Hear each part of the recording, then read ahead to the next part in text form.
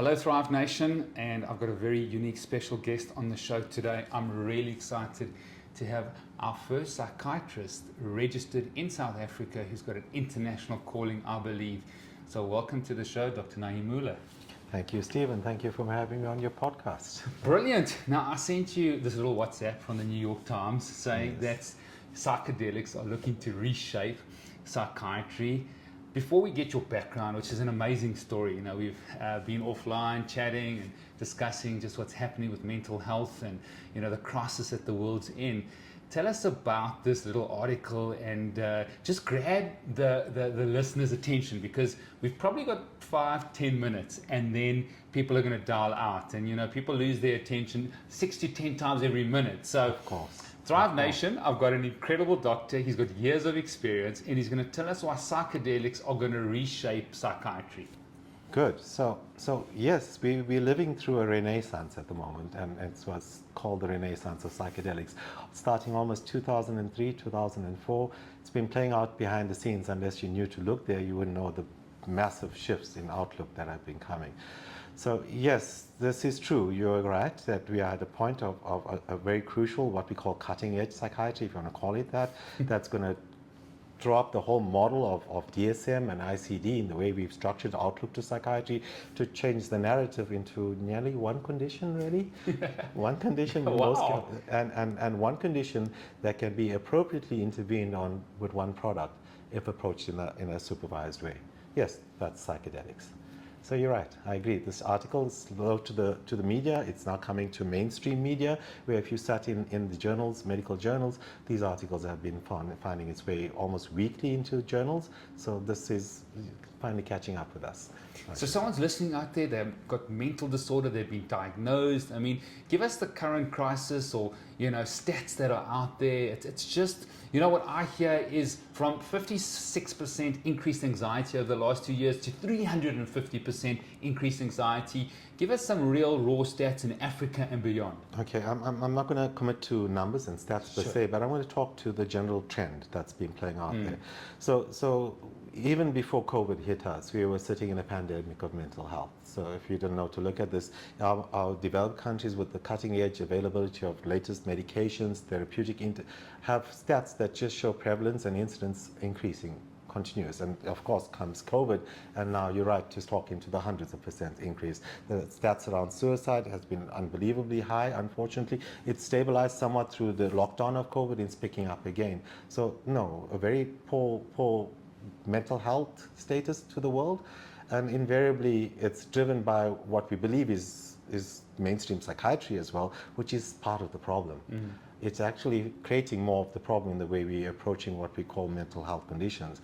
And really, mental health conditions are falling in such a domain that we're calling nearly everything a mental health condition, when some things are just needing guidance out there. Some are more complex that should be called a condition later. So yeah, it's an ongoing narrative that has been set off by the adoption of DSM and ICD in the early 1900s, that have just been complicated with more variables of confusion and no efficient outcome in treatment, really.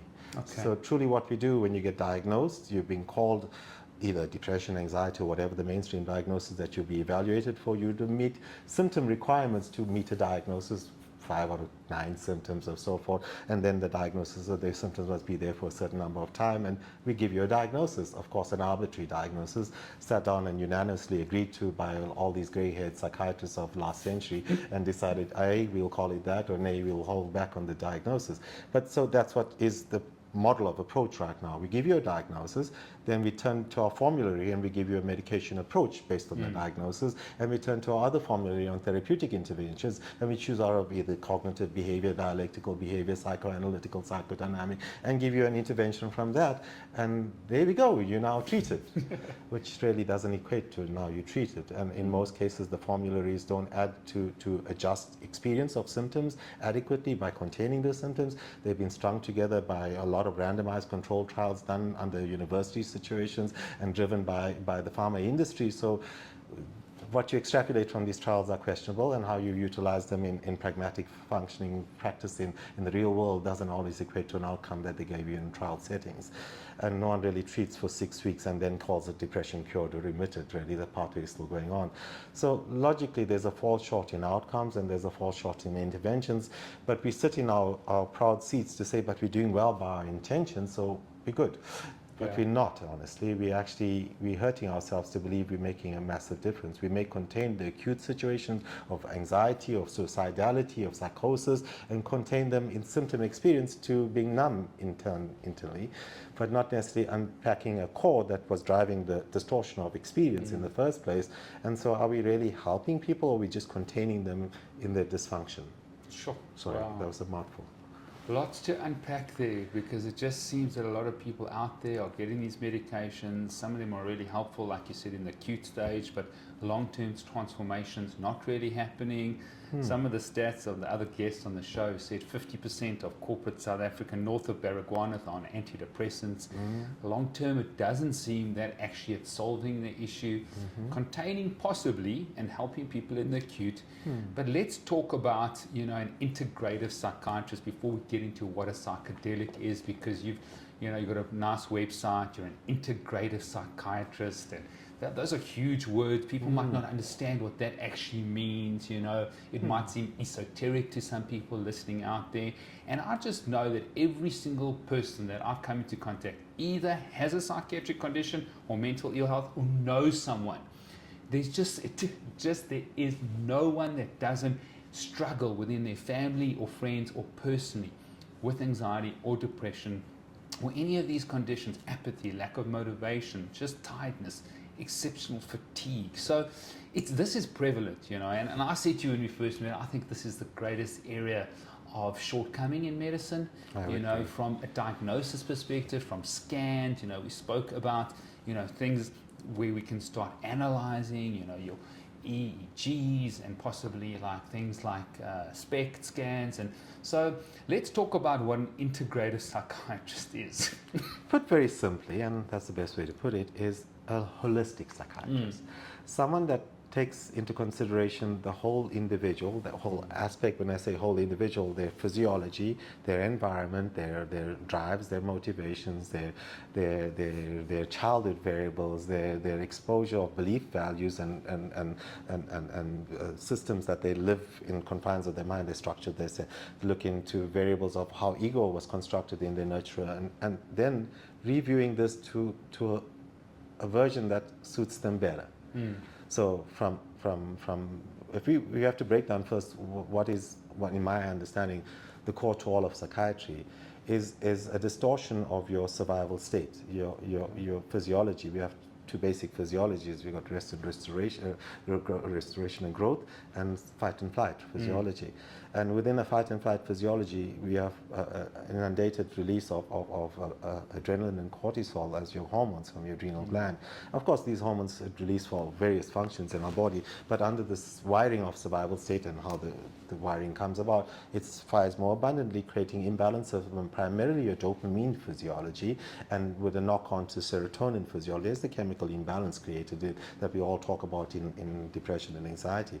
And with this being protractedly running through open-endedly, this functional imbalances start creating energy releases in our body that gives us the symptoms that we call psychiatric symptoms, whether it's the tightness of chest, surges through your neuromuscular junction of dopamine, or the palpitation and flush state of dopamine through your cardiovascular circuitry, or the restlessness that comes from dopamine imbalancing in your cerebellar circuitry, or that background buzz in your mind from your limbic circuitry, dopamine surging everywhere, and excessive dopamine in the prefrontal give you imbalances there to impacting focus, attention, concentration, and all executive functioning. So distorting there and dysregulating sleep process, because activation of dopamine in the prefrontal robs you of switching off at night. The prefrontal is woken up by dopamine, and residually have non-restorative sleep processes, then walking up into another cycle of dysfunction of the prefrontal, letting down its regulatory to the rest, and dopamine then surging to give more dysfunctions of rumination, impulsivity, obsessive thinking, paranoid thinking,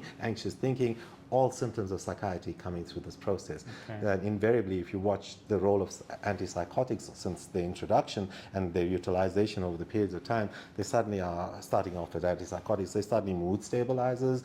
They are also impulse control agents. They're anti-aggressive agents. They're anti-restlessness agents. Suddenly, every symptom somehow can be manipulated in every other condition with a low dose of an antipsychotic. Then what are we talking about? Different conditions? We're talking about one condition that presents in different ways, driven by the dopamine underlying surge. Okay. So the primary physiology in integrative psychiatry is to ground your dopamine physiology. Dopamine detox is how I talk it through with my clientele. And to detox dopamine, we look at nutrition, we look at hydration, we look at stimulation with lights, we look at sleep, we look at all these variable core requirements of the body for it to function healthily. Yeah. And that's what integrative psychiatry comes at. At the same time, taking out the narrative, what sits in the patient's mind in life story, and revisiting that narrative in the most psychological logic way to add a more of a flow to the dot joining and making sense of their life in a way that they grow from it, learning the lessons of their life, rather than weighing themselves down with judgments or frustrations, rejection, and inadequacy, or any of the negative spectrum of thinking that comes out when you don't know how to process something. And Okay, so you're a genius. You're speaking at the speed of a rate, and that's because I think you just filled us all this knowledge. But the person out there, we need to try and just distill this. The distillation is this: there's an imbalance with dopamine, yes, serotonin. Dopamine is the dopaminergic. I think there's a book called Dopaminergic Nation. Yes. Yeah, Dopaminergic Nation. That everybody's become so dopamine dependent. Yes. And so they need the continual dopamine. So normal antipsychiatric medication that is try to ground dopamine. Not necessarily. But or balance it or... Yeah, well, if you utilize it appropriately, most conditions in psychiatry are not approached with dopamine blocking agents or modulate, except psychosis primarily. Yes. Most are approached with serotonin enhancing SSRIs, which essentially are numbing agents, not regulation of dopamine agents. Okay. And the latter introduction is the dopamine agent antagonist, which is now working with formularies in psychiatry. You don't come to this first, you come to this third or fourth in line. Okay. You come to this SSRIs first, which manipulate serotonin, which don't necessarily bring people to the desired outcomes. You feel a bit more at ease in your experience of self, numb to your generation of distortion from dopamine, but not necessarily stopping what dopamine is doing in the background. So you're just numbing the experience. All right, so as an integrative psychiatrist, we're talking about dopamine, we're talking about serotonin, we might be talking a bit about oxytocin. Of course. These things that are very, very important, these chemicals of the brain, transmitters of the nervous system. What techniques, you've spoken about nutrition. Yes. What else do you use? Obviously, you're using some psychologists that you're referring to, or sort of, CBT. So I do occasionally use, for more complex cases, assistance through psychotherapy, but in most cases, I take on the therapeutic approach myself. Yeah. My sessions on average are now sessions because I structure the process to come to therapy, and then I structure the therapeutic unpacking. Otherwise, we're putting too many cooks in to do this job. Yes. Okay. So sometimes you're using psychotherapy. All the time. You're looking at yourself personally. Sometimes you'll outsource for complex. You're looking at nutrition. You're looking at movement, breath work, sleep. You're looking at holistic. And I've said this on the Made to Thrive show, that if your doctor doesn't talk about your nutrition or your sleep or your movement, then with respect, you need to find another doctor. Guaranteed. Okay. Because otherwise we're just selling you a med and not selling you a change of lifestyle. Yeah. And good. Lifestyle brought you to that point. Lifestyle is going to take you away from that point with the aid of meds now and then, just to ease symptoms while you're getting away from it. Ultimately. Okay. And then are you using functional medicine tests? Are you looking at blood tests? Are you looking at serotonin being important? Do you do organic acids tests and look at neurotransmitters? Are you doing minimally involved laboratory work on it, unless I've got a lot of red flags on an individual that I would send off more lab work. Okay. In most cases, not. A lot of the time they come with GP workup, so I don't need to actually chase down anything. Okay, EEGs or SPECT, or where we're sitting from a heart rate variability, we spoke about this. Yes, how of important course. HRV is, and it's becoming more personalized. And I said bespoke medicine is people that can actually measure their heart rate variability, which is the difference from the sympathetic nervous system, which is that fight, flight, or freeze, to the parasympathetic, which is the rest, digest, relax. Of course. Get a number. They can do breath work or meditation or any of these things, arts, crafts, storytelling. holding one another, the release of oxytocin and spending time having coffee with friends releases that oxytocin, hugging, and that's going to affect your heart rate variability. So tell us a bit about the diagnostic test that someone can think about or might embrace coming to an integrative psychiatrist. So this is the fun of where we are. Honestly, we don't need to do tests. It is the history that gives us our diagnosis, and the storyline, the protracted experience of symptoms, and a lot of the time it's not about a diagnosis but an explanation of the physiology. A diagnosis is to report to the medical aid. A diagnosis is a report to other people. Yes. It's not what the patient needs to hear. They need to understand what is my solution. And that's what we guide them to. Rather than weigh them down with jargon, diagnosis is jargon, then they get confused. And if you never explain how you got to that jargon, then they walk around away with the boogeyman in their mind that they now live to live with. My depression made me do this, my bipolar made me do that. But rubbish, that never does that. It's just how we string together symptoms to give you a diagnosis. So we'd rather not share that with the patient. I talk through the physiological processes. I talk to how they can adjust for a reaction coming out, to how to bring about a reaction. Because at the end of the day, through a journey of integrative psychiatry, there's no diagnosis at the end. So why didn't we place the diagnosis when you start? When we're going to tell you within 3 to 6 months you're going to have nothing over your head, why do we need to talk this? Let's just talk about how we're going to get there. It's the Focus journey. on the journey. Thank you. The journey, not the identify my identity is based in a diagnosis. I am a depressive or I am an anxious person. Beautiful. Okay. That essentially is why I say psychiatry became part of the problem, because of the way we then dish out diagnosis. Then a person lives their diagnosis and doesn't learn to walk away from their diagnosis, and then we're locking them in, and then we create what we complain about, the revolving door phenomena of psychiatry. Okay. They'll always come back. So then you're taking the patient through this. What interventions are you using? Let's not get into specifics of the psychedelics yet, because I want you to define what a psychedelic is. Of course. But let's talk about just general sort of treatment someone would receive at an integrative psychiatry. Of course, I start off with first trying to ground their physiology. I guide them into the type of products that they need to step back from, and that would include sugary drinks, pre-workouts, post-workouts, slimming products, caffeine-charged products, anything that's going to release your dopamine in the background. Yeah, well done. That's incredible. So we've got to talk about liquids. I talk them towards water. I talk them into relaxing teas like chamomile, rooibos, apple juice, neutralizer, not an acidifier of the body. And then on top of that, I also talk to quantity limitation, because we tend to overhydrate and dilute our physiology. It's important to hydrate, but it's not good to overhydrate. We're chasing 3 liters when we should be chasing 1.5 to 1.8, not even an amount. Follow your saliva. The thickening saliva tells you you're thirsty. Then you drink, right? Don't drink because it's around you. Then we talk into nutrition, realizing that dopamine is a byproduct of the adrenaline surge in the background, and adrenaline surges for a lot of other physiological processes. You don't want to walk away from 3 big meals. You want to bring in 4 to 6 smaller nutrient intakes and spread across your day to 2 to 4 or 3 hourly, and that's how I'd like meals to be addressed, and not to be diluted with excessive drinking of liquids with the meals. Drink before your meals, drink after your meals, and guide to a rational meal. Stepping away from more animal products, because more animal protein is the most complex type protein, requiring that much more gut mixing with movement, and adrenaline gives you the movement that's required in the guts with the gastric juices. To cut away from that, or if you're going to do your animal protein, to do it more midday and not take it to bed with you at night, where the restlessness is going to disturb your physiology.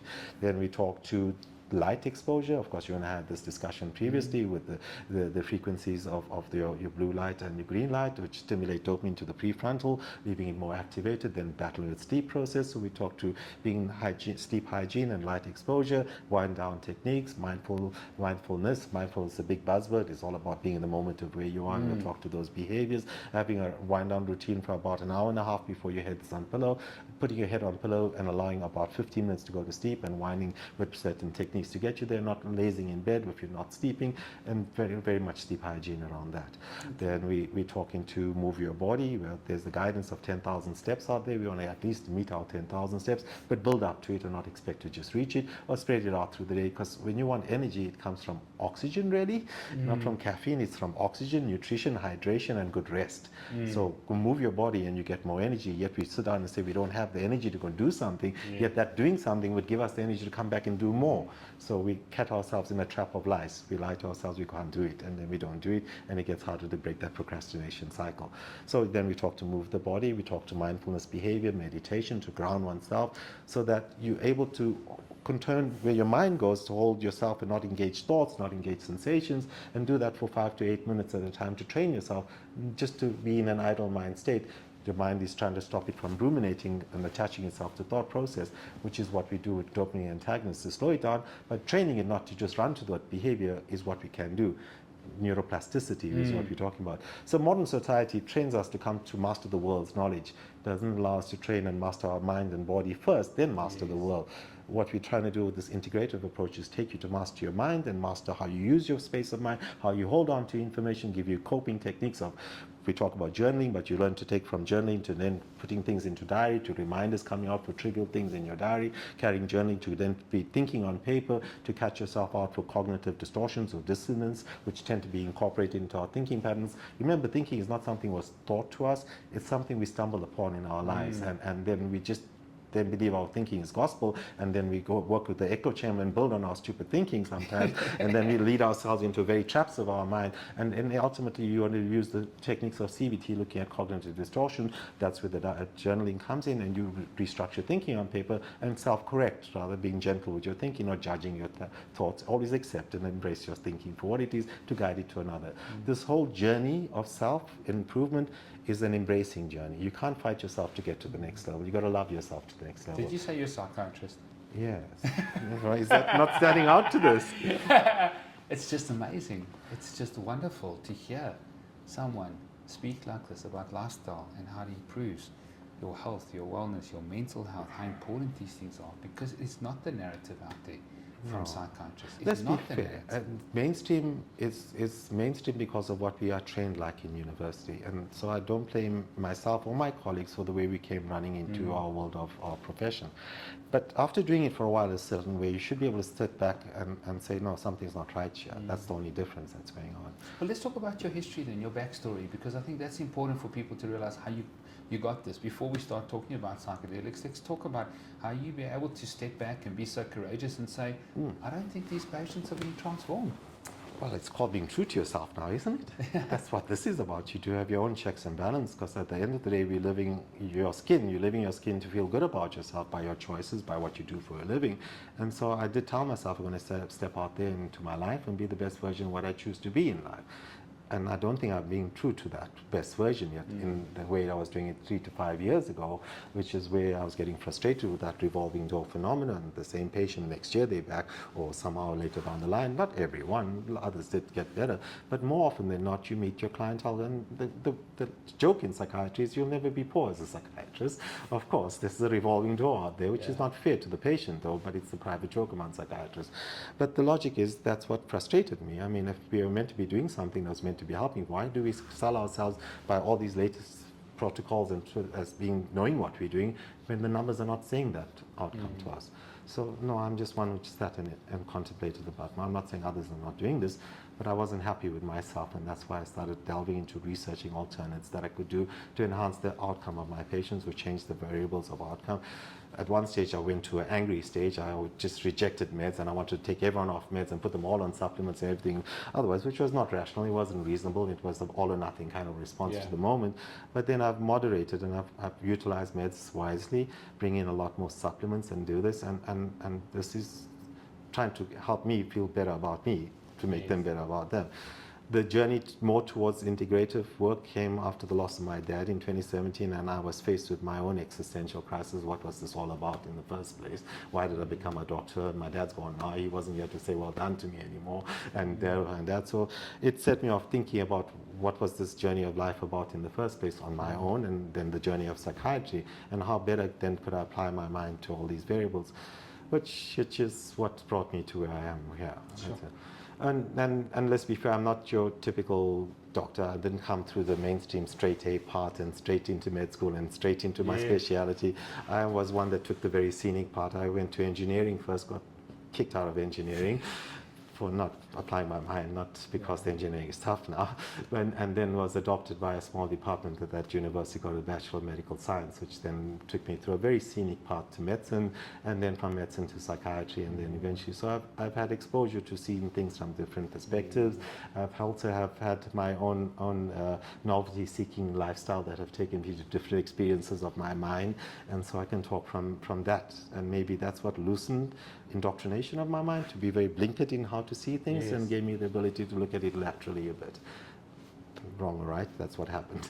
Yeah, it's a bit of nature, a bit of nurture, and some courage. And some courage and some aspects of the nurture environment that I had to make sense of for myself, which then, if it was like that for me, then extrapolating from me and projecting to another's life, there would be variables of this in their life, and that's how I started creating the story of how I come at the narrative of life, trying to string it together, looking at generational impact from 2 to 3 generations. I ask people, go and research and come tell me about the great-grandparents and the grandparents and the parents, then to talk about their life. Then I show them influences that were flowing to come generationally to them that you can't blame because they didn't know they were doing this, they were just projected forward. So we take away this victim mentality very fast in therapy and just start giving lessons, wisdom lessons. And then it transfers so easy. It's an EQ transfer really that takes place. We're having conversations of life. Yeah. Not I'm telling you about your meds and how to sleep all the time. No, it's more life conversations. That's why I prefer the model of psychiatry I'm doing right now. I have better relationship with the people that come to me. Really like they're like friends to each other because we're actually part of each other's share. I share perspective from my life into their life. They're willing to hear it, and then we talk in. So it's a sharing process. I learn from my clients. Less from textbooks, more from people. Sounds incredible, and just want to salute you because I think we need pioneers like yourself, and really committed to transforming people's lives.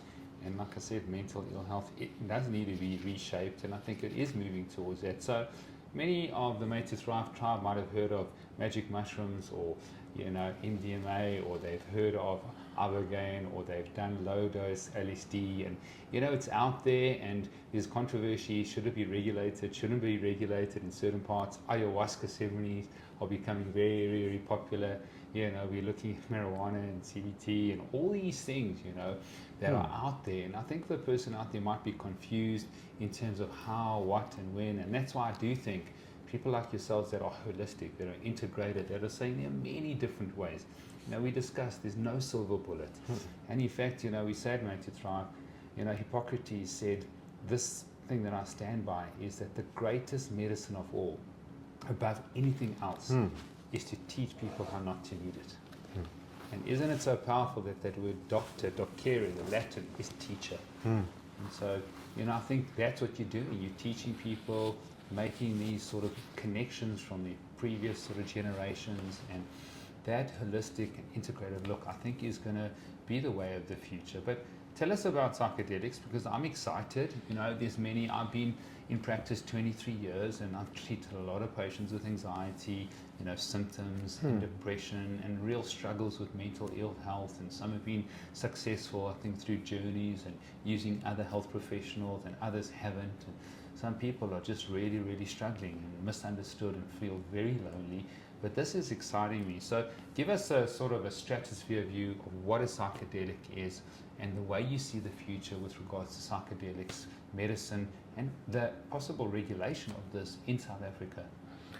Okay, so psychedelics are a group of substances that create an experience that is described as mind-expanding, mind-liberating, or profound, or spiritual. And how they do this is quite intriguing, really. So this group includes things like ayahuasca, you mentioned, LSD, psilocybin, magic mushrooms, iboga, San Pedro, peyote, and then there are DMT and fibromyalgia, DMT, and there's other versions out there as well. And there's research going into so many synthetics at the moment, so it's quite fascinating.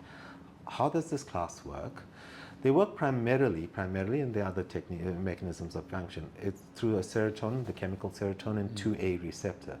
This receptor is found over the most of our cortex, the gray matters on, and in the deeper gray matter structures.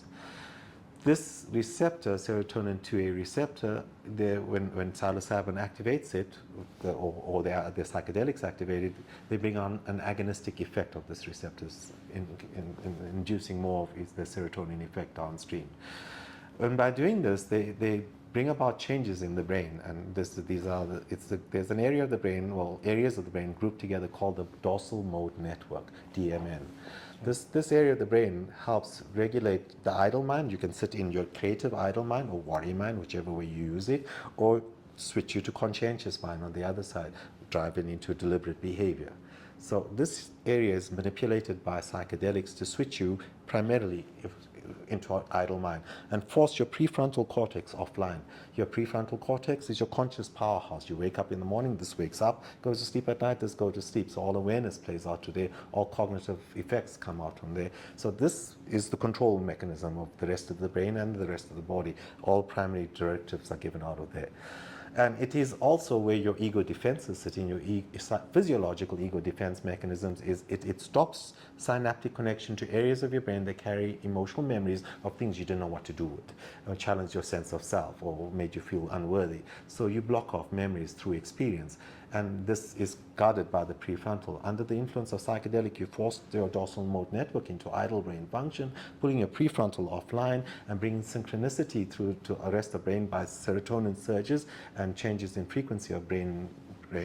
You would have firing almost sharing across platforms, and therefore wiring together that the brain can share information across platforms. At the same time as this, these psychedelic products enhance the release of serotonin, that's and brain-derived neurotrophic factor. Brain-derived neurotrophic factor and serotonin, when working together, are modulatory chemicals for the brain, enhancing brain neuroplasticity, growth, and connectivity, synaptogenesis, neurogenesis, nerves talking to each other, growing to talk to other neurons further away. That happens real time under the influence of this chemical. So what you're creating is almost a REM state, because in REM sleep, we consolidate memory. Neurons are connecting, we consolidate memory. We're creating a wakeful version of REM sleep. Wakeful, because in REM you also dream. You go into deep dream state, and what happens under psychedelic, we say we're creating a wakeful dream state.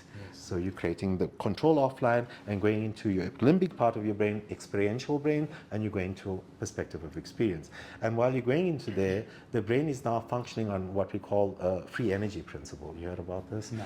So the free energy principle, under the right conditions, the brain will fight to release more energy utilization, to have more efficient pathways of how to connect from one neuron to the other, freeing up energy. Because the utilization of energy is quite low generally in the brain, 20% of body energy production, and it tries to maintain it. So as a processing unit, we have nothing in modern man's creation that can equate to what it does out in processing power, but for such little utilization of energy. So it's always freeing up energy with the free energy principle. So under the psychedelic effect, you have loosening up on a hot zone created where synaptic connections can review to more appropriate connections, and that's where information is transferring. Now these neurons are firing together, they're wiring together, they're sharing, I got info on this, you come to me and I'll take you to a better outlook to this, rather than you go and second guess yourself, they're going to triple check you there, then come here and doubt yourself on top of that, and still have to come make your decision again. A distorted pattern of thinking. Efficient pattern will take you from there to there and down there.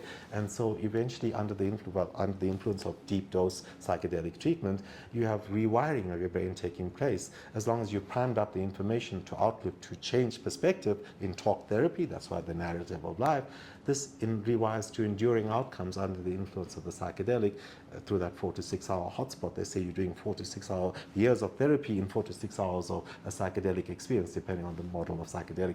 Most work out there is happening on psilocybin, so it's 4 to 6 hours they talk about. And when you wake up from that, that is the enduring way you'll see whatever it is you have to rewire.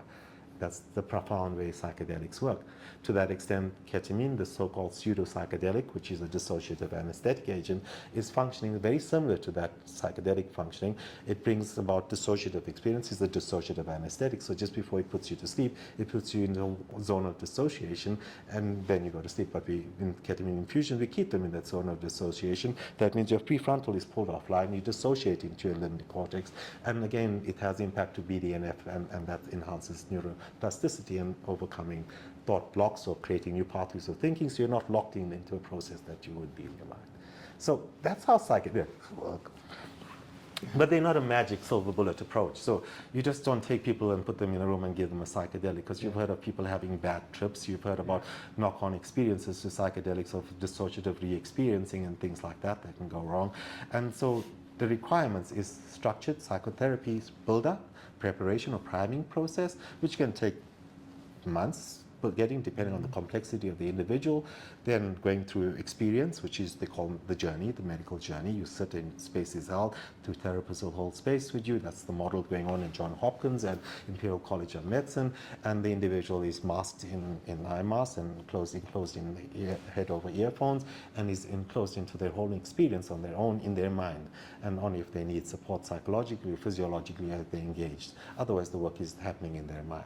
And thereafter, after the journey, medical journey, on the other side of that, a very structured integration process, because we can come up with so many paradigms of experience from your mind, not necessarily fitting into a reality model, because when we dream, nothing follows the model of reality in dreams. So when you go into your mind, it comes out in a very distorted experience state with all of these sensations, and you taste the music and you feel the sound. That's the synchronicity and sharing of information on firing on the same frequency. That's why all these distortions of a sensory experience. But ultimately, it is wiring in the background, and that's what you work out with enduring in the front. So ketamine does a similar model, but it has short zones. They use it for 40 minutes, and they build it up every 3 to 4 days. You come back for a second infusion, third infusion. A course of 6 is usually how they sell it. And then you review through integration whether the desired outcome was achieved and whether there's still baseline symptoms or any variables of distortion in processing, and you create new structured priming around that, and potentially of going in within 3 to 6 months again to next deep experience, and followed by another deep experience if it is still required for the third. They say usually within 3 experiences you're able to break any pre-existing psychopathology and walk free of medication, from the studies that are coming out of these different institutes, Imperial College, Johns Hopkins, working in conditions of anorexia, OCD, PTSD, you name it, of course, depression, anxiety. The outcomes have been fascinating. Even psychosomatic conditions like cluster headaches, fibromyalgia, irritable bowel are responding to this. Chronic body pains in the backaches and things like that are responding to these conditions.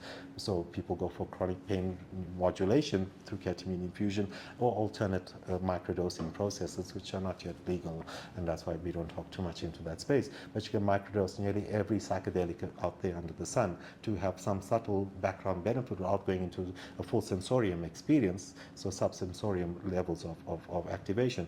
You still have activation of BDNF and serotonin and neuromodulation taking place, lateral thinking, opening up creativity, opening up with microdoses. They're even using these microdose approaches in autistic individuals, in individuals with dementia, where you've not got any benefits of mainstream meds, and these meds have failed on microdosing psilocybin. They found that they were able to bring spark back into eyes, words of communication, not necessarily full-on regulation of brain function, but more presence than what you would have had with none of these interventions. So the outcomes have been fascinating. The data has been accumulating over this 18 years, 15 to 18 years already, but we have authorities dragging their feet, as you can see. So in South Africa. So basically, from what I understand, neuroplasticity, the body's ability or the brain's ability to change, neurogenesis to form neural networks and neural firing, and nerves that fire together, wired together. So you start building sort of new ways the brain's connecting with different parts of the brain. And then are you changing, when you're saying transformation, the self-talk and the self-belief that a person had regarding certain senses, whether it's taste, whether it's smell, whether it's the way they saw the world, whatever it is, you're changing their perspective on that by changing sort of the neural pathways and building neural pathways in that process? Yep. That's exactly what we're saying. And the truth of the matter is, some of the changes, you want to know what changed. Because thinking, according to psychological perspective and research out there, is approximately 6 layers deep. One layer sits in conscious awareness, where it's not a multitasking layer, it's just one layer of thinking that sets ships rapidly in the prefrontal cortex. The remainder of 5 layers sit in your limbic cortex, and you won't know what's going on in there. It's below your awareness level. And it plays out in process work, then it's fed to you in your awareness mechanism through body talk. What is body talk? Your gut feel, your hair on the back of your neck, your hunch, your intuition, your emotion. And emotion is the conscious way of communicating conscious mind from the subconscious for every variable of thinking it is worked through to give you your hunch or otherwise variables. So yes, the subconscious mind is the true multitasking part of your brain, and that's the one that throws out answers that we wake up and there's that bright idea on the top of your head that played out through your subconscious and pushed to the conscious. That's where this work is getting. So that's your supercomputer really, the subconscious mind. So that's exciting, and that's happening over, you're talking about ketamines They're legal in South Africa. That's legal. Ibogaine is the legal psychedelic has been with us for almost 20 years. It's been used in the space of opioid recovery and crack, cocaine, crystal meth, alcohol, hardcore addictions. It's found benefit. We could not explain it from previous models of understanding the molecule. Now everything just makes sense in the way other psychedelics are working in the space as well. Psilocybin has been used as like ibogaine has for addiction, so from cigarettes to alcohol to harder core addictions, and you're breaking cycles of addiction with this as well. So these products are treating your eating disorders, your addictive disorders, your somatic disorders, your anxiety disorders, and your mood disorders, and there's work going on in psychotic and bipolar patients as well in the background. Sure. So not your mainstream of run forward to this patient population. They need more structure, more support, more environmental management than you do with other patients. So because there's risk of things going wrong there.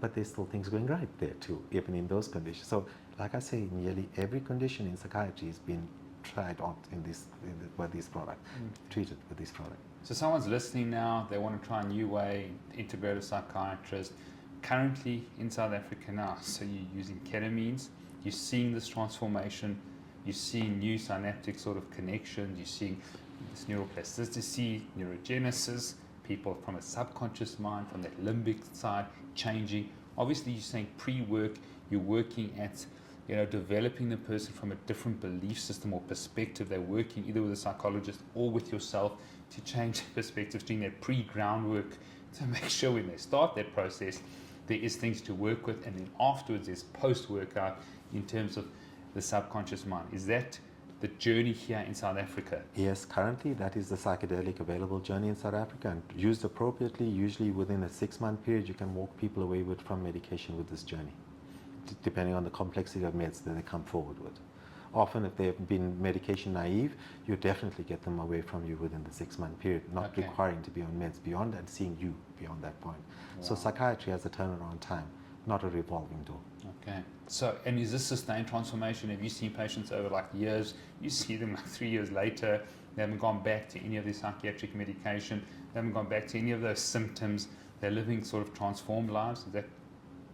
I'm talking from living proof, yes. Yeah. This is happening. That's why I say there's a turnaround time, not a revolving door anymore. That's the way I talk it. I set the standard of what they need to achieve within which time. They believe it, they walk it, and we can. Okay. So I changed the whole narrative already. I didn't say you can't leave your med. This is a current condition, and that was the narrative that you could have been fed through the mainstream. And then what it becomes the truth to how you see it. Yes. So I changed the truth, and whatever truth I give, which is fair, and I'm not doing a wrong truth, but they walk into the new truth. Okay. But they walk into the new truth because in that process of having the psychedelic, there's some rewiring that's happening. You've told them that narrative before. You've worked on that narrative. They might have journaled that. They might have worked with a therapist or a health coach. Then through that process, the subconscious mind is changing, getting all the changes, and then you cement it afterwards. And then even 6 months later, they might, if an event happens, they might have to cement it again. Potentially. There's a trigger. But it won't take you right back to ground zero. You're starting from a different baseline. Okay. And remember, the success of this is not just the success of the psychedelic, it's the holistic model of change your lifestyle. If you don't address everything, don't expect the silver bullet outcome. That's the logic here. So no, it's not just the pre-work and things, it's the whole lifestyle. I'll always take you back to what you're not doing yet. That's how I take the patient. Yeah, we're not there. Let me hear what you're doing. Let me hear what you, and call them to order to where they're letting themselves down. Okay. We have a tendency to lie to ourselves. Sure. And that's why when you sit in front of your therapist, this is your mirror, this is your psalm. You're going to talk to yourself here. Yeah. I'm going to call you out because what I hear of what you said to you, about what you did for you. Okay, so South Africa now, we're looking at ketamine and ibogaine that's being used. People at parties, friends, cousins, families, some of my patients taking magic mushrooms, the psilocybin. Tell us your view on, Doc, whether it should be regulated eventually. It's not regulated here in South Africa from a medical perspective. People are using it. Is it dangerous? I had a chat with one of my good mates and I said to him, listen, you know what, if this is not in a controlled environment with people that love you, sort of an ordered environment, there could be problems. What is your view on the regulation? So people really don't know these products because of what the taboo that was created in the 1960s, 70s when there was a recreational deviation of LSD at that stage. The hippie generation, make love and peace, not war, burning down and rioting against the government's war in Vietnam, and then the the taboo was created and the boogeyman around the psychedelic was created. And since then, all the extra words and people jumping off buildings and holes in their brains and all those sort of stories were that people are scared of these products. And they don't know how to even come to these products or utilize these products. So no, it should be educated and regulated. But are they dangerous? Really, in the right hand, in the right environment, absolutely not. If you're going to look at the research on this and look at a toxic dose, a lethal dose of magic mushrooms is 28 kilograms. Yeah. You're going to get that on you? No, not likely, right? Yeah. So it's very hard to overdose on these products. And any related deaths that these products were found in the system of an individual, there were multiple other products, multiple drug partying, so to speak. And you cannot allocate that the death was related primarily to psilocybin.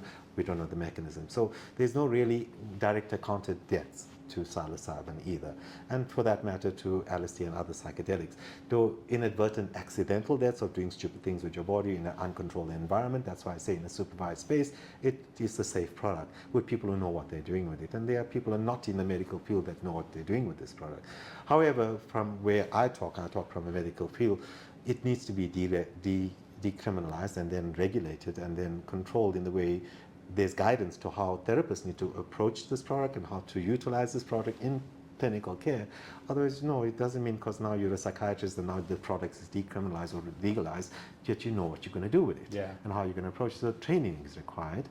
And of course, to individuals who have come from challenging childhoods and past, you are predisposed to have poor emotional responses, have reactions and dissociative experiences. These are the individuals that, if they're going to ever go there, definitely need to have controlled environment or guides or sitters or whatever you call it, as individuals that sit the space and hold the space with you.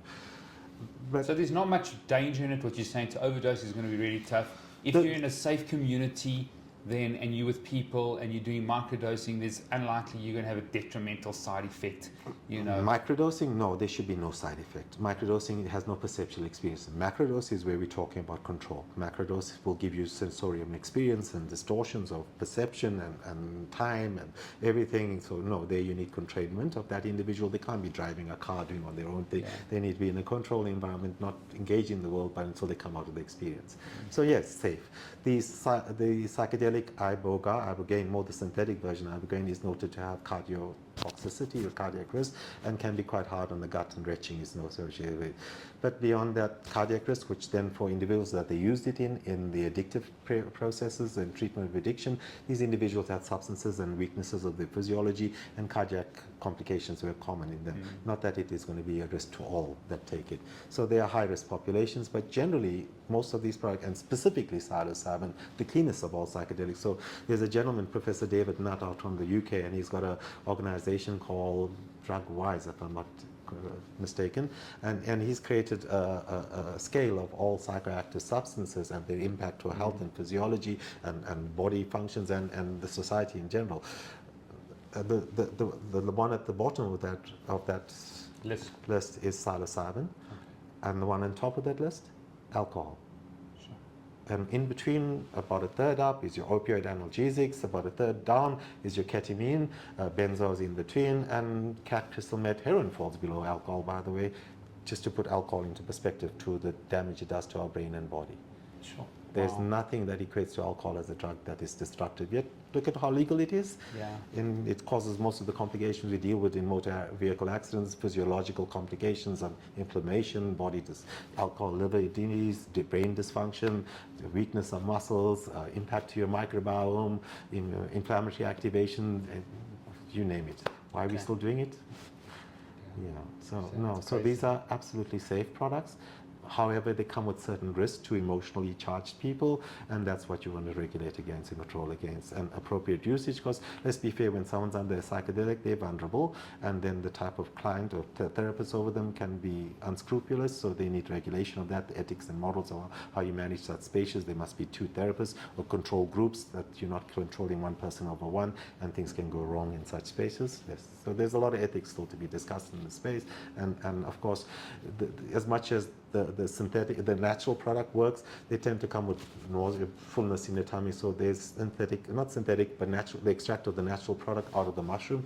Getting the purified version of it would make it easier to dose, to get more depth around, and take away some of the initial sad effects of settling into the experience. So that needs to be coming around. There's a lot of biotech firms out there working on it. Some of them have already created this, extracted it from the mushroom. Others have got synthetic versions of this.